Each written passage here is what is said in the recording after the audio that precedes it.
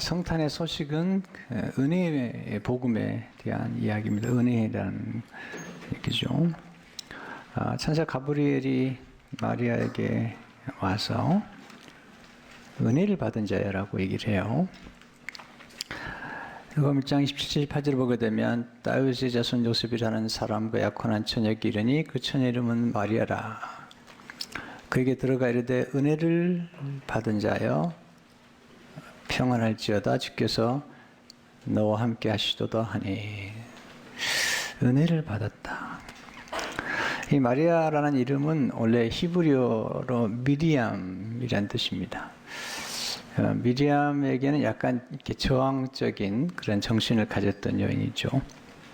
모세가 구스 여인과 결혼하려고 하니까 반대했던 여인 중에 하나죠. 근데 아람어의 뜻을 따라 보니까 이 아람어는 그 마리아라는 이름의 뜻이 충분히 만족시키다 또는 통통하다. 그리고 붙은 이름이 미녀예요. 그러니까 통통해야 미녀가 되는 거예요.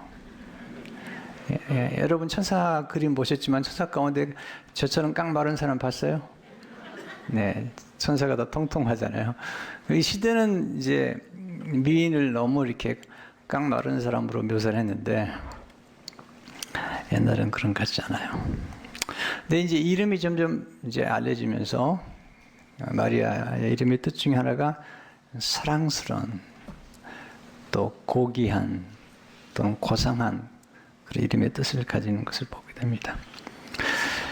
중요한 건 이 천사 가브리엘이 마리아에게 와가지고 이렇게 들려준 축복의 인사의 말이죠. 28절 은혜를 받은 자여 평안할지어다. 우리 너무 은혜라는 단어가 익숙해 있어서 은혜라는 말을 잘 깊이 깨닫지 못하는 경향이 있죠. 은혜란 무엇일까? 전혀 받을 자격이 없는 사람에게 베푸시는 하나님의 호의다. 마리아가 대단한 사람이 아닙니다. 하나님께서 은혜를 베푸셔서 마리아에게 지금 찾아오신 것이죠. 우리 은혜라는 받았다는 얘기를 많이 하잖아요. 은혜는 뭘까요? 은혜란 하나님의 개입을 의미합니다. 우리 생각 가운데 하나님이 찾아오시고 하나님이 개입하신 거죠. 조금 더 얘기하면 은혜란 하나님의 때가 임한 것을 의미해요.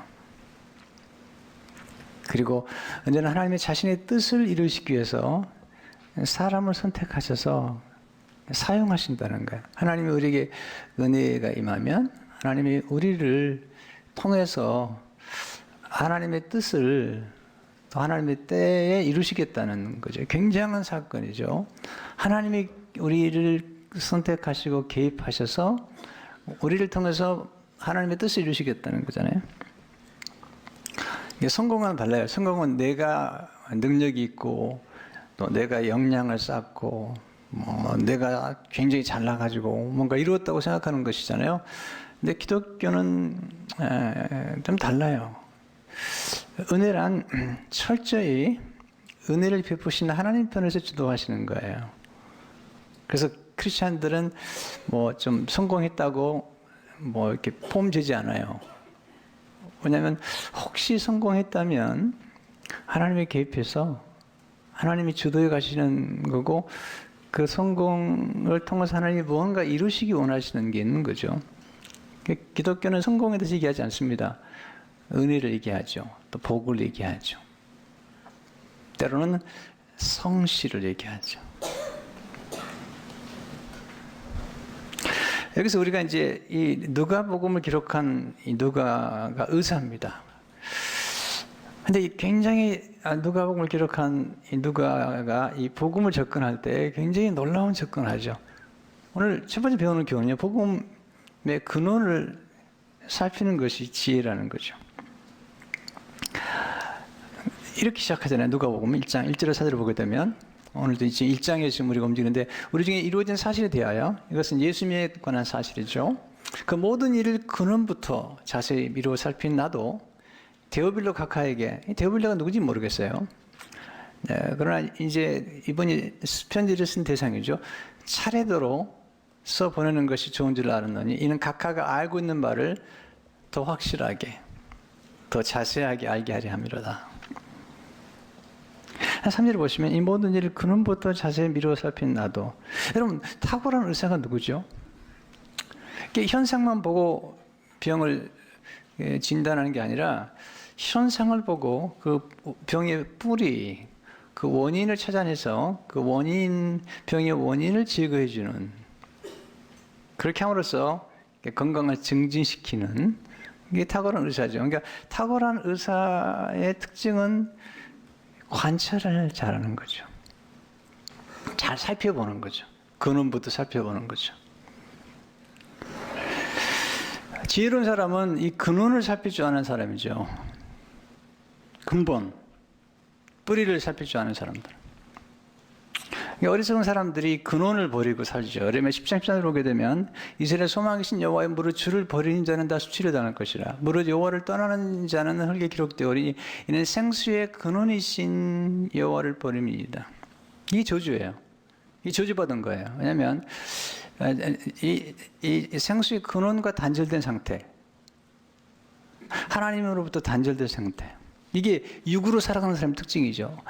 육으로 살아가는 사람들은 육적인 밖에 몰라요. 눈에 보이는 것에 집착해요. 돈, 또 육신의 어떤 것, 명예, 이 세상에서 보는 안목의 정욕과 또 이생의 자랑, 육신의 정욕, 이 눈에 다 보이는 것들이죠.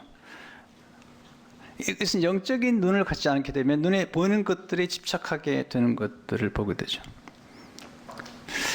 저주가 다른 게 아닙니다. 단절된 것입니다. 복이 뭘까요? 하나님과 연결된 것입니다. 그러니까 보세요. 눈에 보이지 아니하신 하나님을 보지 못하면 눈에 보이는 권력과 혈력을 의지하게 됩니다. 이걸 성경은 이렇게 말합니다. 저주다, 이게. 에레미야 10장 5절을 보게 되면 여호와께서 이와 같이 말씀하시는 무릇 사람을 믿으며 육신으로 그 힘을 삼고 마음이 여호와께서 떠난 그 사람은 저주를 받을 것이라. 그는 사막의 떨기나무 같아서 좋은 일이 오는 것을 보지 못하고 안목이 짧은 거죠.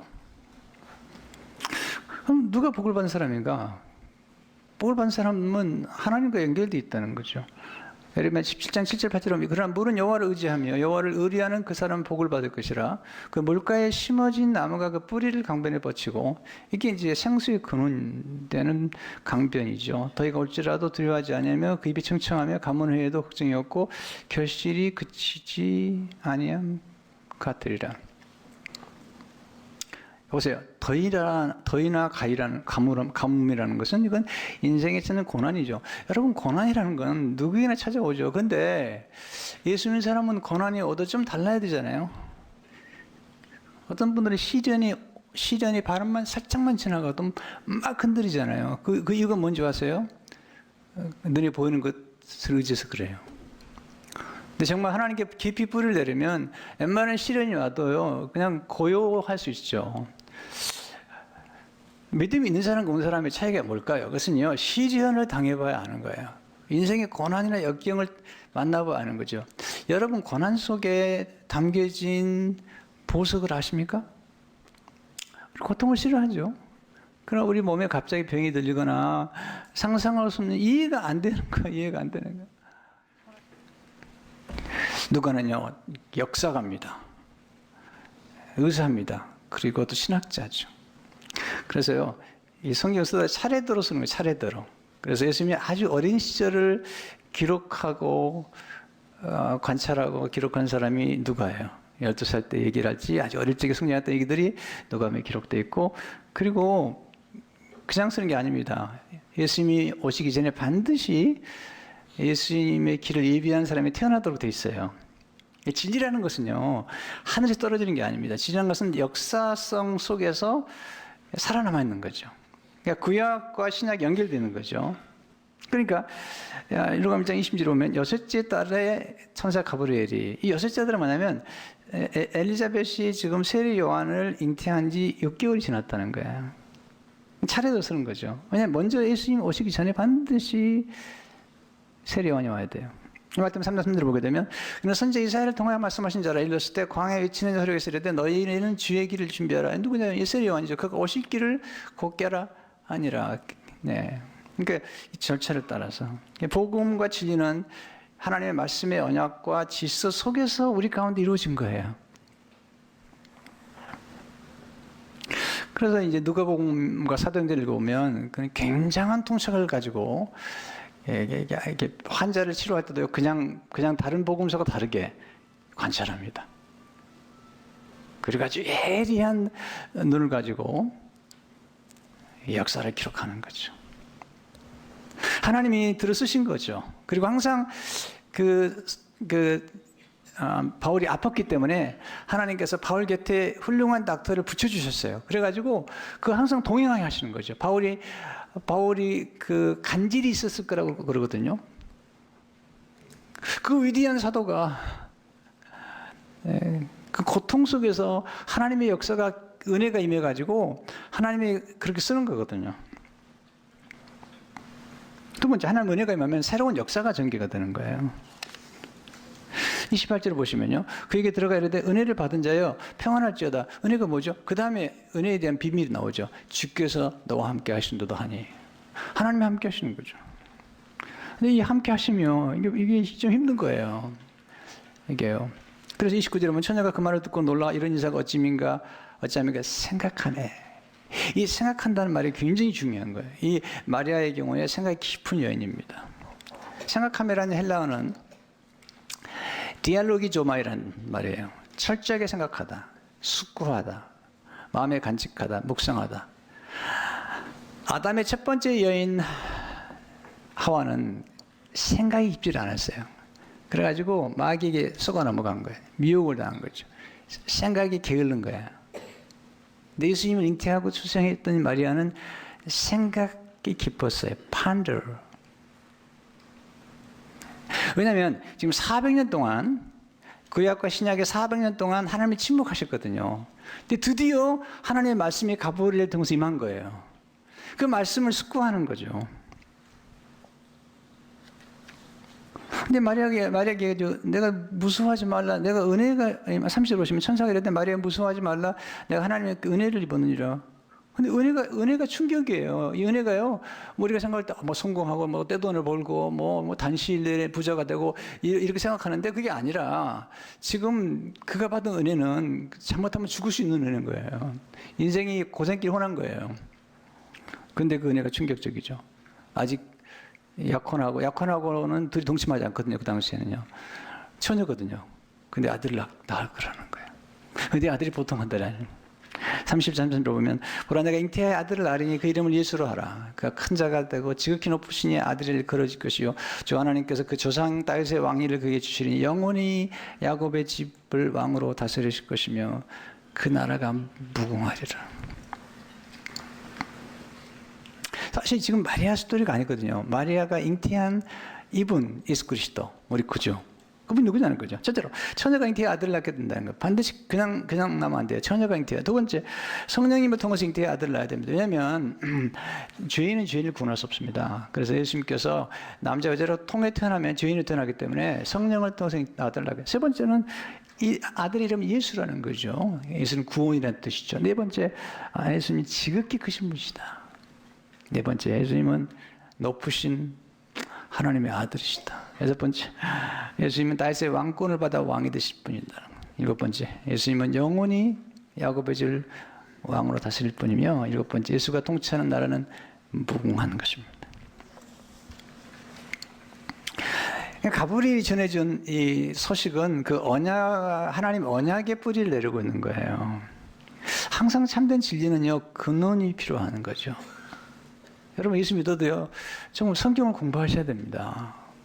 공부를 하셔야 됩니다. 그래야지 말씀이 가슴에 하나 닿습니다.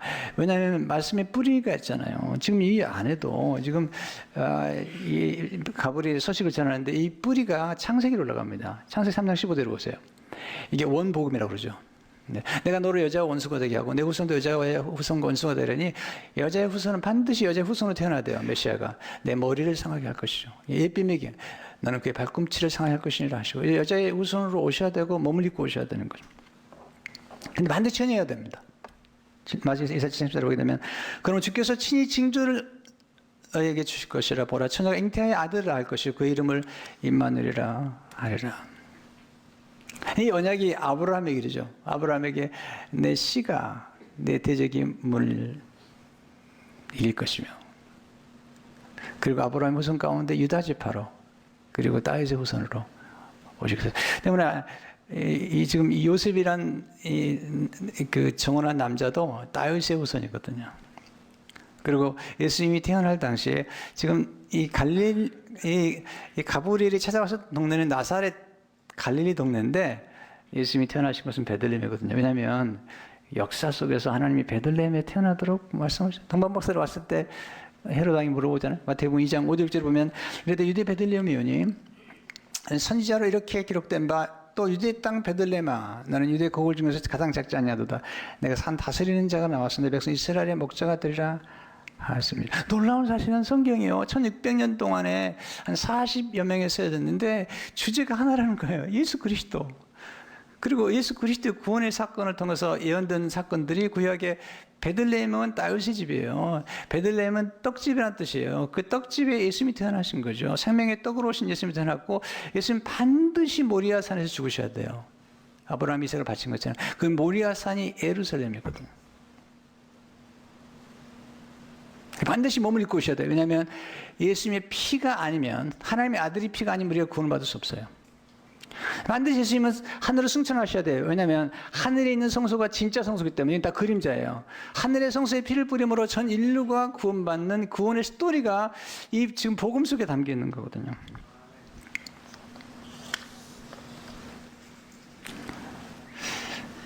마리아가 얘기하죠. 내가 남자를 모릅니다. 네. 3, 4절 보면 마리아가 천사에게 이르되 난 남자를 알지 못하니 어찌 이 일이 있으리까? Since I am a virgin, 나는 처녀라는 거죠. 그때 얘기하죠. 로마서 35절 보면 천사가 대표에 이르되 성령이 내게 마시고 지극히 높으신 이의 능력이 너를 덮으시니 이러므로 나실 바 거룩한 이는 하나님의 아들이라 일컬어지리라. 성령이 오셔야 돼요. 성령을 통해서 잉태하지 않으면 우리를 구원하지 못해요. 예수님이 죄인이면 죄인을 구원할 수 없어요. 죄가 없으셔야 돼요. 그래서 죄가 없으신 예수님이 태어나기 위해서는 남자와 여자 사이에서 태어나면 안 돼요. 그래서 성령을 통해 초자연적으로 태어나시면서, 그런데 그럼에도 불구하고 반드시 육신을 입으셔야 돼요. 왜냐하면 예수님이 몸으로 우리를 구원하셔야 돼요. 왜냐하면 예수님이 몸에서 흘린 피가 하나님의 아들의 피로서 우리를 구원하기 때문에 짐승의 피가 가지고 안 돼요. 그래서 성령을 통해 잉태될 뿐만 아니라 예수님이 육신을 입어야 돼요. 그래서 요한일서 보게 되면 예수를 그리스도로 하지 않으면 적그리스도요, 예수께서 육체로 오신 것을 인정하지 않은 영마다 적그리스도라는 거예요. 예수님 반드시 성령을 통해서 오셔야 되고 반드시 몸을 입고 오셔야 돼요. 그래서 십자가에서 그 피를 흘려주셔야만이, 그 보혈이 우리를 구원하는 거죠. 인간의 죄보다 더 큰 은혜가 임해야만이 되는 거예요. 인간의 고통이나 고난보다도, 심지어는 인생 속에 다가오는 비천함보다 더 큰 은혜가 임할 때, 그 은혜가 역사할 때 놀라운 일이 벌어지는 거잖아요. 그때 이제 얘기하죠. 가브리엘이 너무 놀라니까 이게 불가능한 일이거든요. 그때 얘기하죠.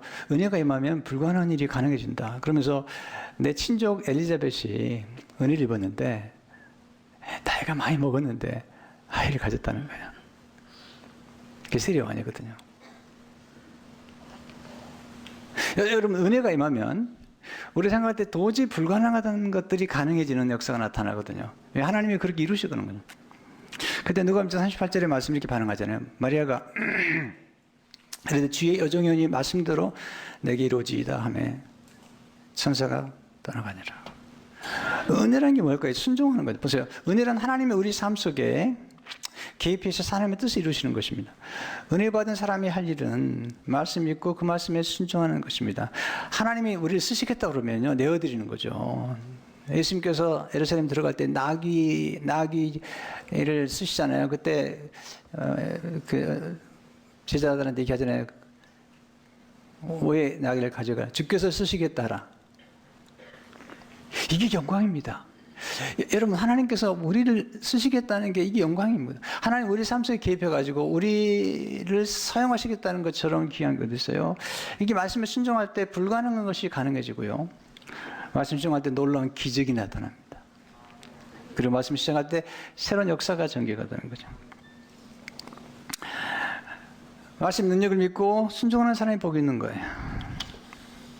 나중에 이제 엘리사벳을 찾아가잖아요. 마리아가. 엘리사벳이 컨펌을 해줍니다. 놀라운 경험을 합니다. 얼마나 들었겠어요.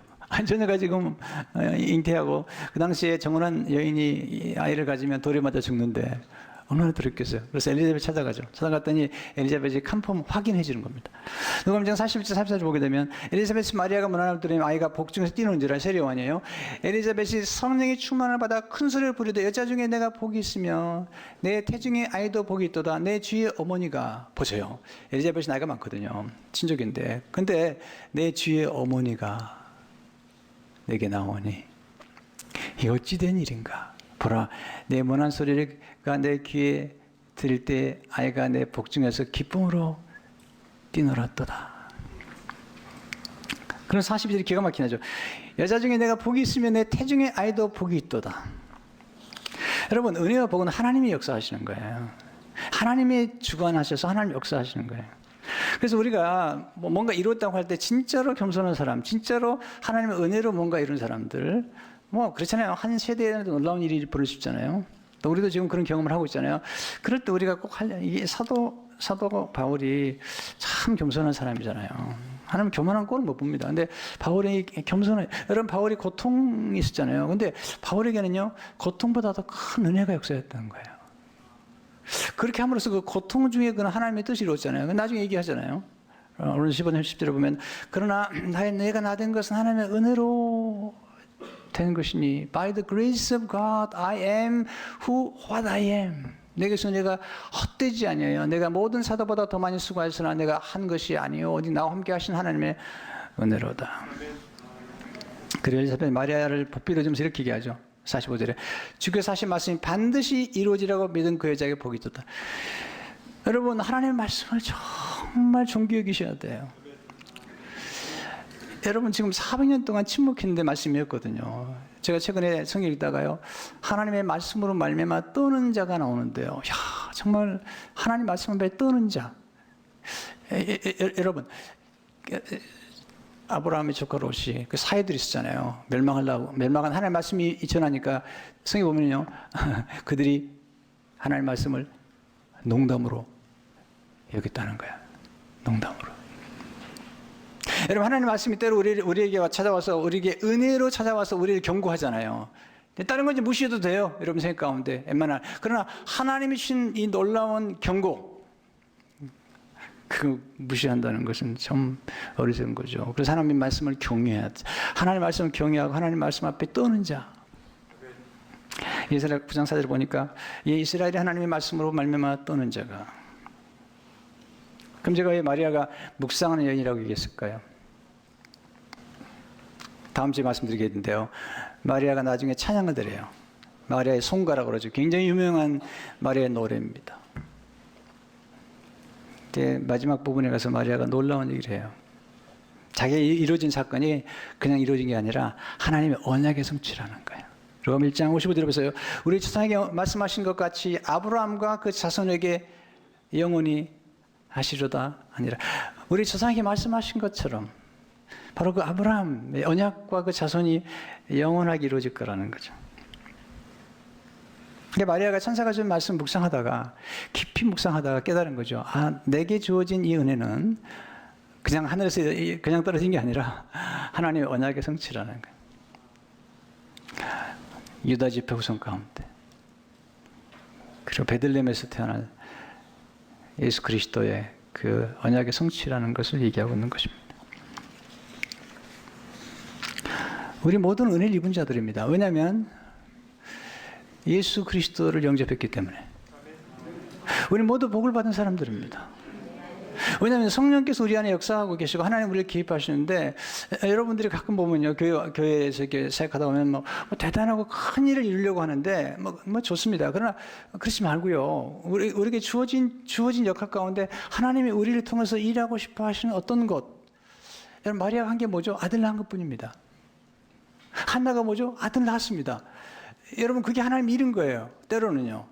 또 교회 안에서 주어진 어떤 자리에서 어떤 역할을 하는 것이 놀라운 일인 거죠. 그런데 하나님의 은혜가 개입되면 우리가 상상할 수 없는 은혜가 우리 삶을 움직이는 거죠. 네? 성경에 보면 옥합을 깨뜨린 얘기가 나오잖아요. 그 여인은 창녀였다는 거죠. 근데 창녀의 삶이라는 것은 율법으로 정죄를 받아야 되지만 율법의 정죄보다 더 큰 은혜가 개입을 해서 그 여인을 변화시켜서 나중에 부활의 소식을 전파하는 연애로 만드는 거잖아요. 그러니까 하나님의 은혜가 우리 안에 개입이 되고 하나님 복이 우리 안에 역사하게 되면 우리 인생에 새로운 역사가 이루어지는 겁니다.